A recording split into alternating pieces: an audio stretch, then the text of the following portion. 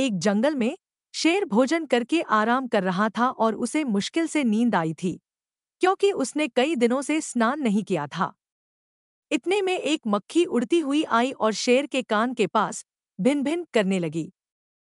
शेर को गुस्सा आया और उसने मक्खी को वहां से भाग जाने को कहा, लेकिन मक्खी बहुत घमंडी थी। उसने राजा शेर को लड़ने की चुनौती दे डाली। शेर गुस्से से आग बबूला हो उठा और उसने मक्खी को मारने के लिए अपने कान के पास पंजा मारा। मक्खी तो तुरंत उड़ गई, लेकिन शेर का कान छिल गया। मक्खी फिर कभी शेर के माथे पर, कभी नाक पर, तो कभी गाल पर बैठती। शेर बार बार पंजा मारता और मक्खी उड़ जाती, लेकिन हर बार शेर खुद को ही घायल कर लेता। अंत में शेर थक गया और हार मानकर बोला, मक्खी बहन, अब मुझे छोड़ो। मैं हारा और तुम जीती। शेर को हराने के बाद मक्खी का घमंड आसमान छूने लगा। जीत के नशे में चूर मक्खी आगे बढ़ी, तो उसे रास्ते में एक हाथी मिला।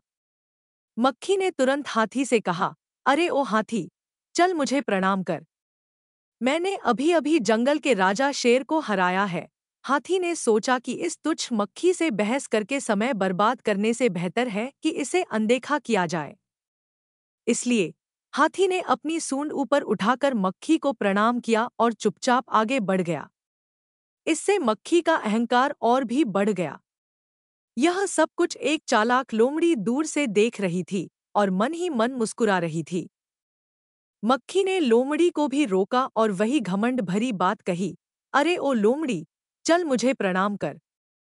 मैंने शेर और हाथी दोनों को हरा दिया है। लोमड़ी ने मक्खी को प्रणाम किया और बड़ी धीरे और विनम्रता से बोली, धन्य हो मक्खी रानी, धन्य है आपका जीवन।